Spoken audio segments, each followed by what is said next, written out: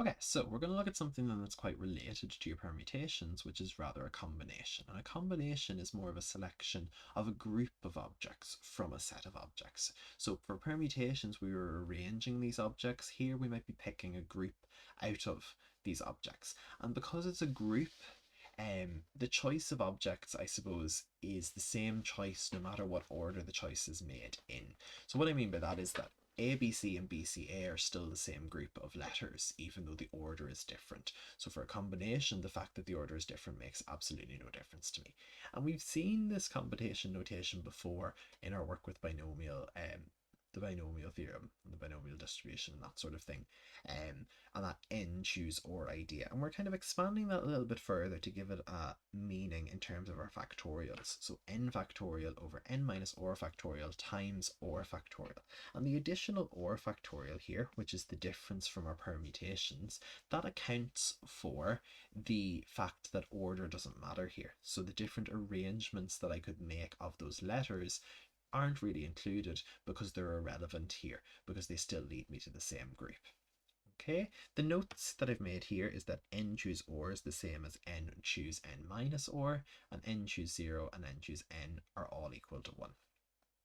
So one of the, I suppose, uses of this really is just straightforward enough there, as we say, of arranging certain objects or choosing a group of objects out of a certain number of objects. So we're asked here how many selections of 4 letters can be made from the letters in the word Florida. So Florida has 7 letters, so it's 7 choose 4. With my bracket notation here, so 7 choose 4, and that is 35. In how many of these selections contain at least one vowel? So that's going to be 1 minus no vowels. Okay, so if I want to have at least one vowel, I'm going to remove the possibility of having no vowels. So that's 1 minus out of the 7 letters I need to choose,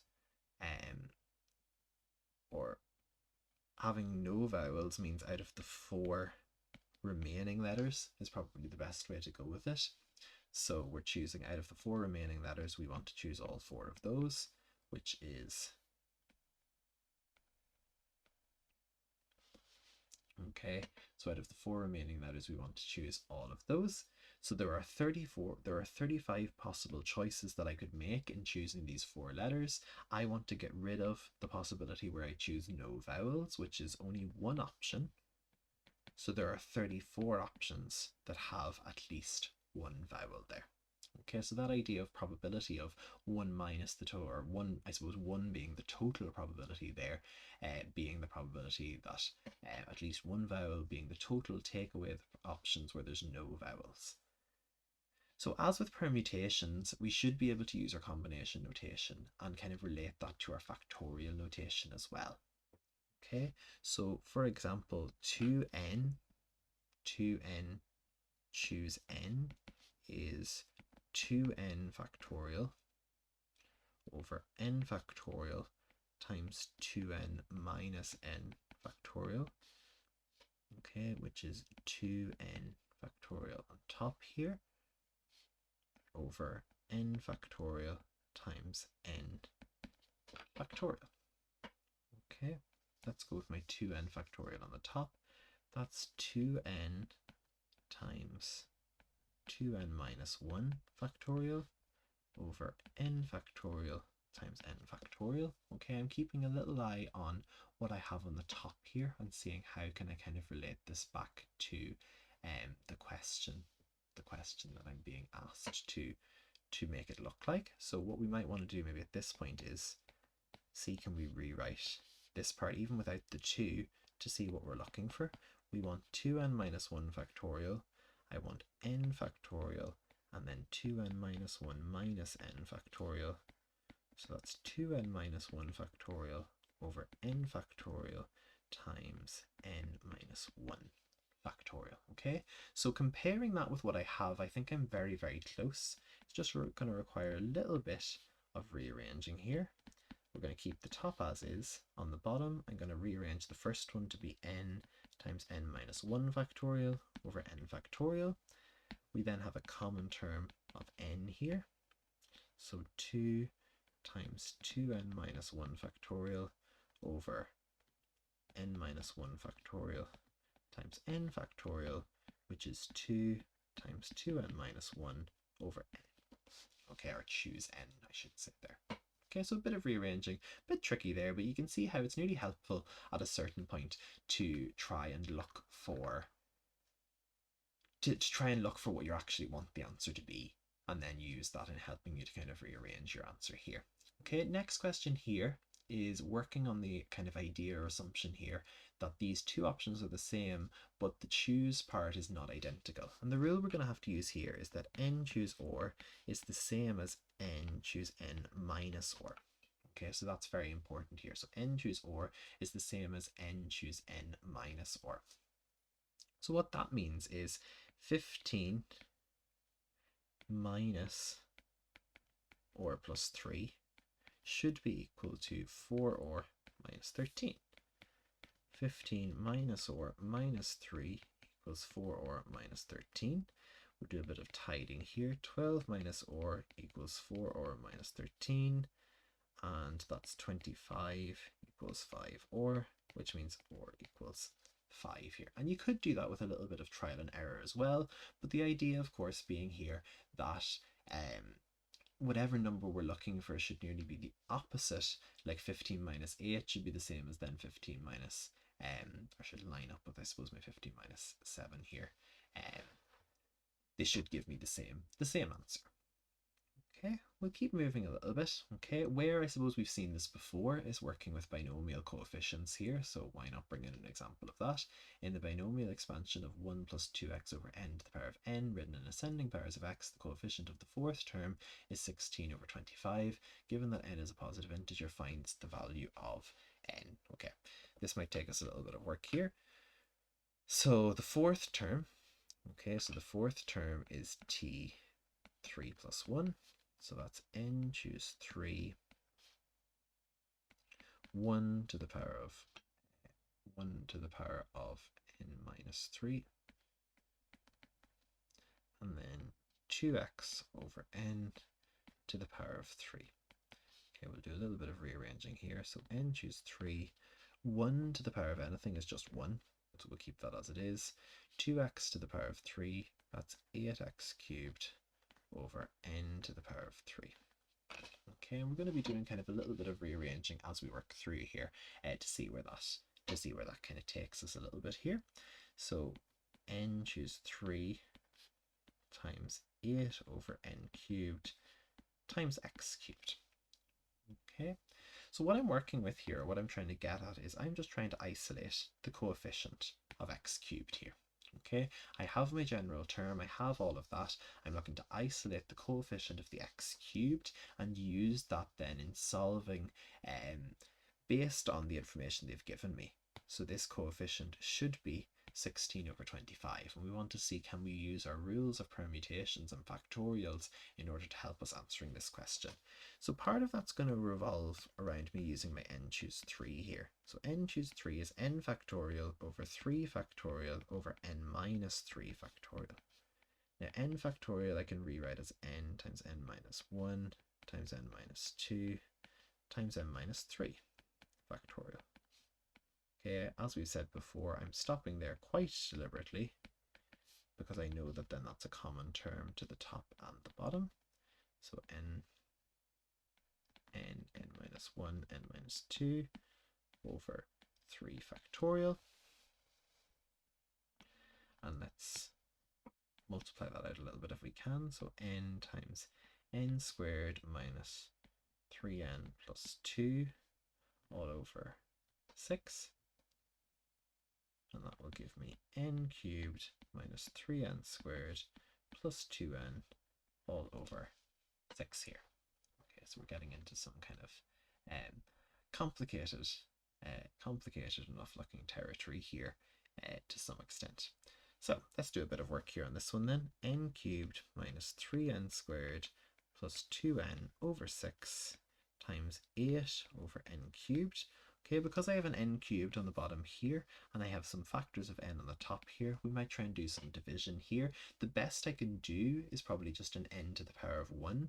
So reduce this to n squared, 3n, 2, and then keep this as, so multiply by 8 on the top here, and on the bottom 6n squared, and all of this should be equal to 16 over 25. I'm going to divide both sides by 8 here, and try and do a little bit of work. Multiply up by 25. Okay, a little bit of rearranging to try and kind of tidy things up as best we can here to some extent. 25n squared, 75n, 50, 12n squared. That's going to give me 13n squared, 75n plus 50 equals 0. Nice quadratic. And I'm just going to jump to our two answers here because I'm not spending time doing a quadratic. N is 5, or 13 over 5, but that is not an integer, so n must be 5. Okay, so a lot of work there to basically get to the fact that n is 5, but really making good use of our factorial, of our relationship between factorial and combination notation, and how that really kind of makes or breaks the question here to some extent. Anyway, let's continue onwards looking at kind of applications and more kind of practical applications of our combinations here. So if we're choosing OR objects from a group of n and S objects from a group of m, then the total choices are n choose OR, m choose S. A committee of 5 is to be selected from 6 students and 3 teachers. Okay, how many committees of 5 are possible? So out of a total of 9 people, I want to choose a committee of 5. So 9 choose 5 is the total number of committees I could choose, which is 126 committees. How many of these committees have 3 students and 2 teachers? So out of the 6 students, I want 3 and, okay, we've seen that with our independent events. Out of the 3 teachers, I want to choose 2. So let's try that. 6 choose 3 and 3 choose 2, which is 60. And then how many of the committees have at least 1 teacher? Well, let's see how many have no teachers. So out of the 6 students, we need to choose 5, and out of the 3 teachers, choose 0. Anything choose 0 is just 1, so we're really just focusing on the 6 choose 5, which is 6. So then the at least 1 teacher means looking at the total possible options, which is 126,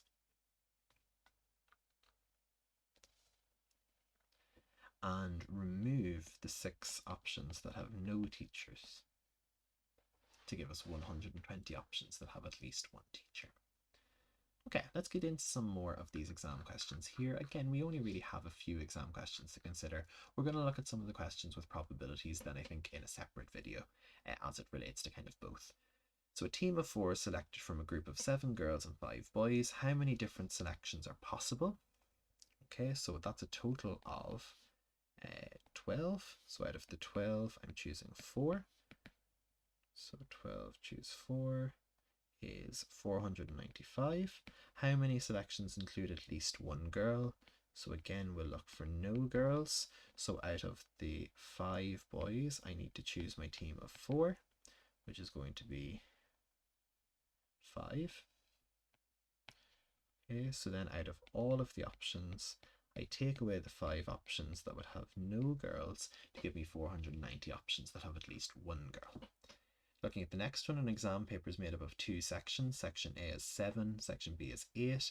The paper says you choose 1 from section A, so out of the 7 choose 1, and from section B, or sorry, excuse me, I misread, I jumped too quickly there. We have to answer question 1 and any 3 other questions. So out of the 7 questions in section A, we're only choosing out of the 6, and we can choose any 3, and in section B, we answer any 4 out of the 8.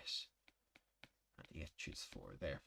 So let's see, 6 choose 3 and 8 choose 4 is 1,400. How many groups of 5 books can be made from 6 Irish books and 8 English books? So that's 14 books. So out of those 14, choose 5. So how many can be made altogether? well, 14 choose 5 is 2002. If each group is to contain one and only one Irish book, well, out of the 6 Irish books, I'm only choosing 1, which means out of the 8 English books, I need to choose 4.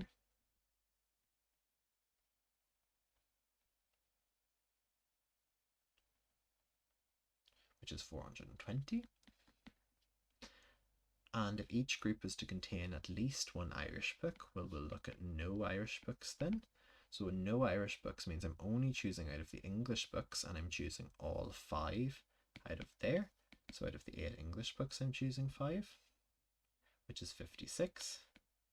And I will subtract that from the total options here to find at least 1946. And then if not more than one of a particular pair of books may be selected for the same group. Okay, so let's say we select the Irish book. Okay, so we're basically saying here there's an Irish and an English book that I can't select both of. So I could select the Irish book in the pair, or I could select the English book in the pair, or I could select neither of those 2 books. Those are the 3 options here. And this is I always find this quite helpful for my probability questions to list out the situation as it kind of happens here. So those are kind of the 3 options that I need to consider here. So whether I can have the Irish book, the English book, or neither of the 2 books.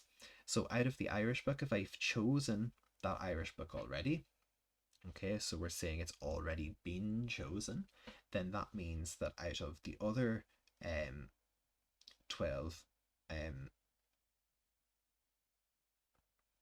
so let me see, there were 14 books already. So if I've chosen my Irish book, that reduces it to 13 books.